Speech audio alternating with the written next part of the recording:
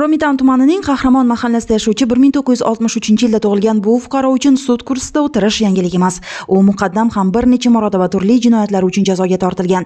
Davlatimiz tomonidan berilgan yengilliklardan foydalanib, jazodan muddatidan ilgari ozod ham qilingan, afv ham etilgan. Ammo o'rgangan ko'ngil deganlaridek sochlariga oq oralasa ham jinoyat yo'lidan qayta olmagan. Boz ustiga 1990-yilda tug'ilgan o'g'lini ham jinoyat yo'liga boshlagan. Bu gal ularni panjara ortiga yetaklagan sabab ajal og'usi bilan bog'liq. Sudlanuvchi qonunga xilof ravishda kannabis o'simligi barglarini uzib, quritib, undan marixuana giyohvandlik vositasini tayyorlab, kelgusida ko'p miqdordagi giyohvandlik vositasini qonunga xilof ravishda o'tkazish maqsadida yashash xonadoni yotoqxonasidagi divan tagida hamda shu uyning molxona qismida qopga solingan holatda saqlab kelayotganligi aniqlanib, 2025-yil 5-fevral kuni Romitan tumani ichki ishlar bo'limi xodimlari tomonidan o'tkazilgan tezkor tadbirda hujjatlashtirib olingan.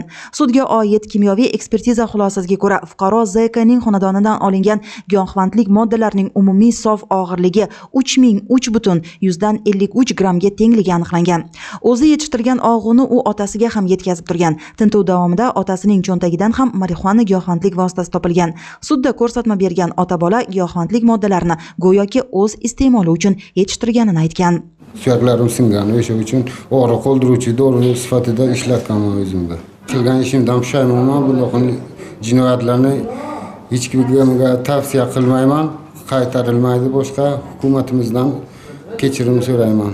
Sud ayblanuvchilar va guvohlarning ko'rsatmalarini tinglab, keltirilgan dalillarni o'rganib, har ikkala sudlanuvchiga nisbatan hukm o'qidi. O'zbekiston Respublikasi Jinoyat kodeksining 273-moddasining 2-qismi bilan aybli deb topilsin. Karimovga O'zbekiston Respublikasi Jinoyat kodeksining 273-moddasining 2-qismi bilan 5 yil muddatga ozodlikdan mahrum qilish jazosi tayinlansin. Tayinlangan jazo umumiy tartibli koloniyalarda o'tatilsin.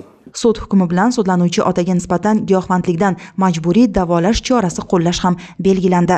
Bu kun Zilola Xudoyxonova, Davlatbek Kamalov, Buxoro.